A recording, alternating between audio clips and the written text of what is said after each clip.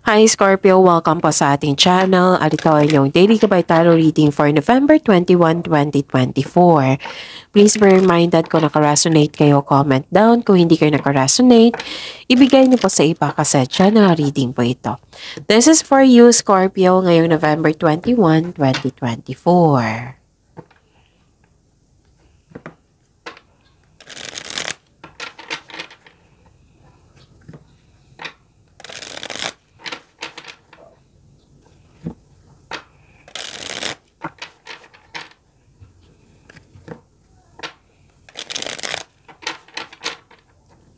Para po ito sa inyo Scorpio ngayong November 21, 2024.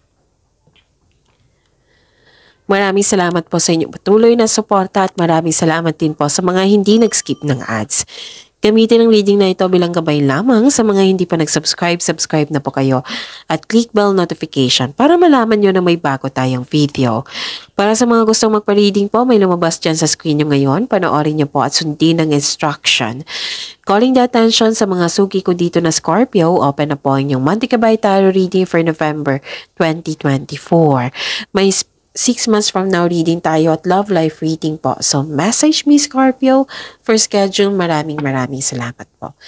Scorpio, please be reminded po na still may sipon ako at parang may parating na ubo. Oo, so pasensya na po kung slow ako ngayon, kung hindi okay yung boses ko ngayon, napahinto-hinto ako. So, yun. So, don't worry, nakafocus ako sa reading natin ngayon. And focus din kayo sa mensahe. Okay? So, yun. Spirits guide, para po kay Scorpio. Mga ganap po ngayong November 21, 2024. Need 3 cards po.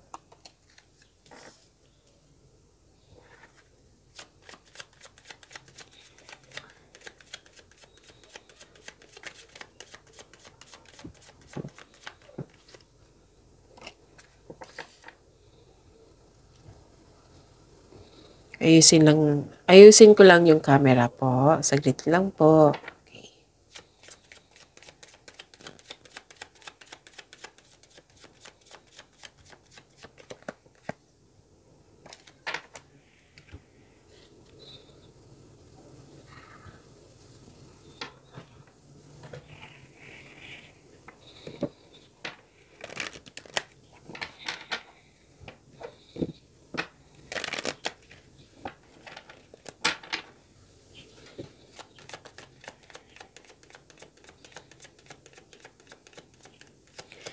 Spirits guide, mga mensahe pa para kay Scorpio ngayong November 21, 2024.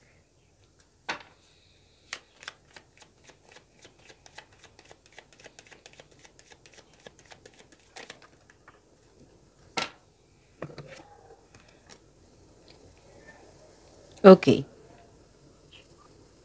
Scorpio, ngayong November 21, 2024, may nakita kong new beginning dito. Pwedeng nagkakasimula mo lang sa trabaho, sa proyekto. Pwedeng sa relasyon. Tapos nakita ko rin dito na may concern kayo sa immature na tao. Tapos nakita ko rin dito na may humihingi ng attention sa inyo na pwedeng bata or ito yung inner child. Tapos nakita ko rin dito na na-hire kayo kahit walang experience. Wow. Tapos nakita ko rin dito na may meeting, opportunity. What I meant is meeting, public event, special event, reunion, tipon-tipon ng grupo ng tao. Tapos nakita ko rin dito na may tao na sinisiraan ka, nag-degrade sa'yo. Na concern mo ngayon. Pwedeng nagkaroon ng loss of connection sa taong ito. Oo. Tapos, nang siyang dahilan na worried ka, na stress ka. Tapos, ingatan din yung mga bagay-bagay dyan ha. Kasi may loss ako nakita dito. Like for example, money. Oo. So, pwedeng may kumuha, nawala, na damage, ganon. So, or nagasta, ganon. So, ingatan. Okay? So, yun. May nakita rin akong pagsisinungaling dito. Nagsinungaling. Okay? Mag-ingat kayo sa magnanakaw din. Okay? So, yun. Wow, prosperity. Oh, tingnan nyo. Prosperity. See that? Prosperity lies ahead. Ang ganda niyan. Cash flow, maraming transaksyon, may malaking pera na parating or dumating na ngayon. Pwede na may opportunity na magbibigay sa'yo ng financial stability. Yes. Look at the bigger picture. Sa priority nyo, that is priority. Focus on your priority. Spirits Guide, ano po yung energy ni Scorpio ngayong November 21, 2024?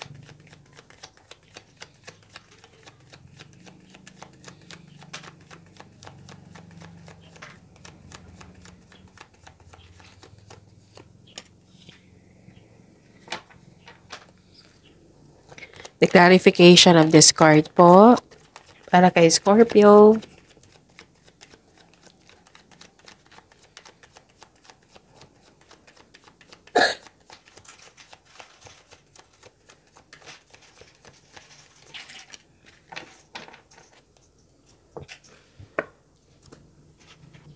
Sa mga may oras po, sa mga may oras, sa gusto po, kung gusto niyo po, panoorin niyo po yung last 4 days kabay tarot reading niyo po. Like for example, napanood niyo ito ngayong November 21, 2024. Panoorin niyo po yung 2019, 18, 17. Kung may nakita kayo or narinig kayong repeating message, meaning to say, pinupush yan ng card sa inyo. Kasi ang ilang sa inyo, hindi pa binigyan ng atensyon. Na kung maaari po, bigyan nyo din ng solusyon at aksyon. Remember, Scorpio, at the end of the day, alam mo na ikaw lang ang taong may kakayahan at responsable na gumawa ng sarili mong katotohanan at kinabukasan. So, ano yung energy mo ngayon, Scorpio?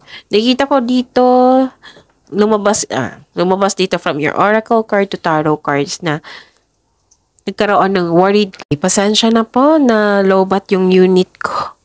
Oo, butit na ko.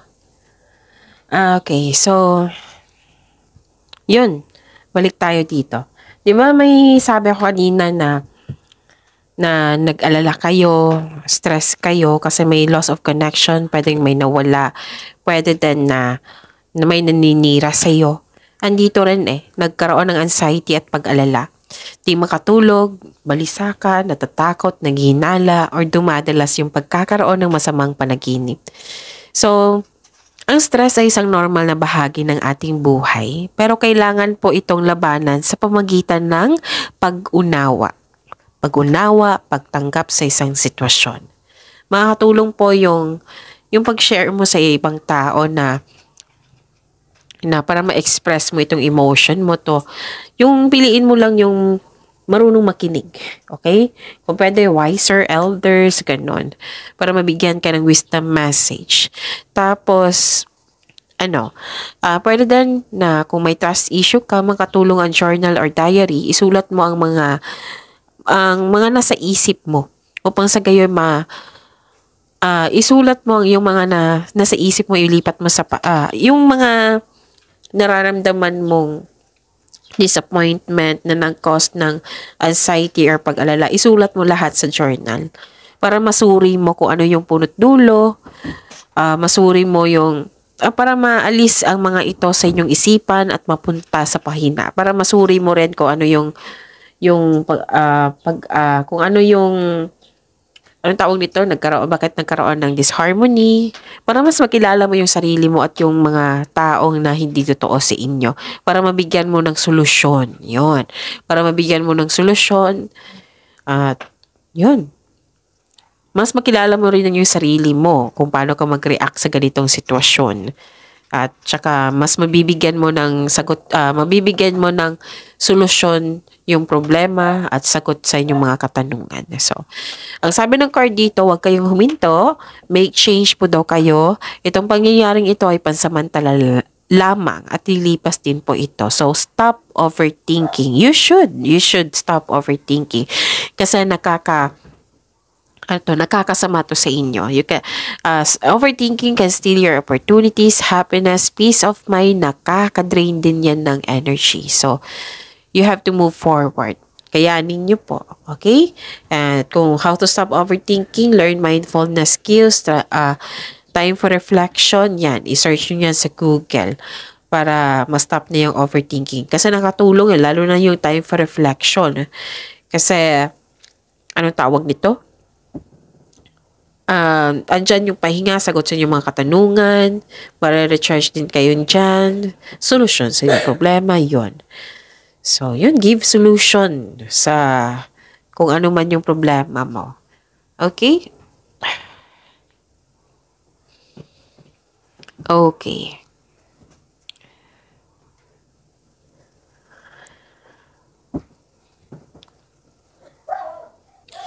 Nakikita ko dito na nakikita ko dito yung energy na isang mother figure. Maaring kayo ito, yung maalaga kayo, mapagmahal kayo. Oo. Pwedeng ano tawag na to, hindi kayo magkaano makatulog kasi hindi magandang tulog mo kasi nag-alala ka, ganun. Pwedeng ganun. Kasi mapag-alaga kayo, maalalahanin, mapagmahal. Okay? Tapos, kasi may nakita ko ditong panahon sa pamilya. Motherhood, children, family, ganun. So, kaya pala may lumabas dito na humihingi ng attention sa inyo ng isang bata. Pwedeng literal ito na bata. Pwedeng inner child mo rin. Pwede din na marami kang iniisip na bagong idea para sa ikakabuti na yung buhay. Okay? Spirits Guide, Career and Money po ni Scorpio ngayong November 21, 2024.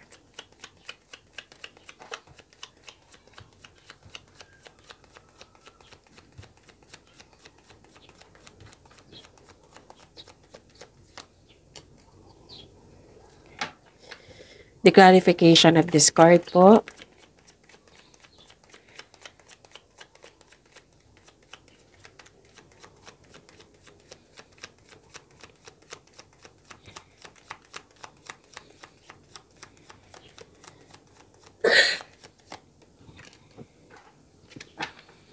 Okay.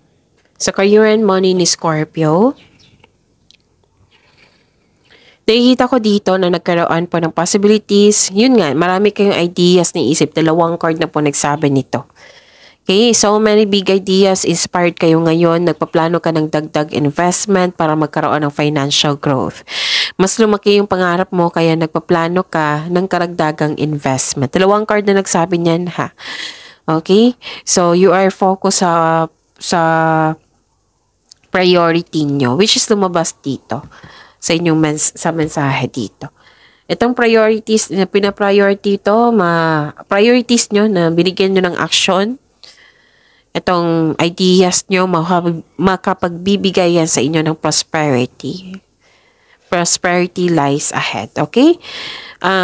Para sa mga, okay, nagpaplano kayo mag-level up, pinagigihan mo pa yung trabaho para ma-promote po kayo or yung sa inyong financial growth, magkaroon ng financial growth.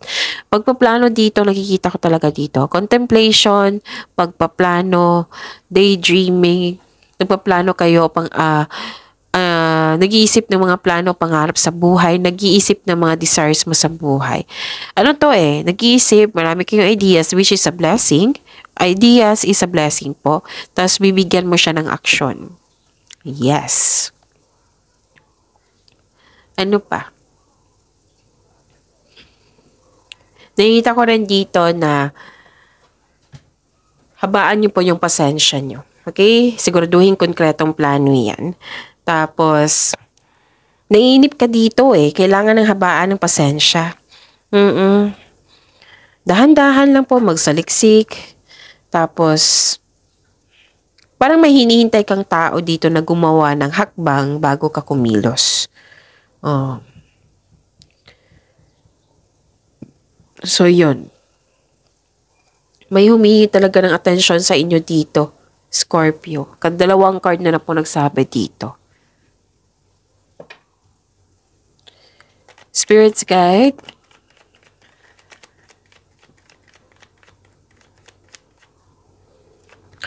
Love Life, Self-Love, Partnership, and Romance ni Scorpio ngayong November 21, 2024.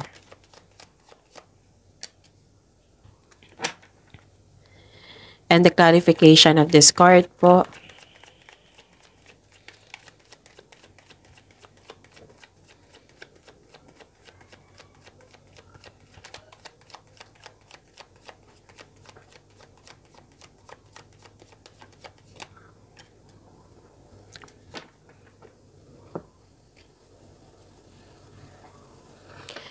Maraming salamat po sa patuloy na tiwala at suporta sa ating channel.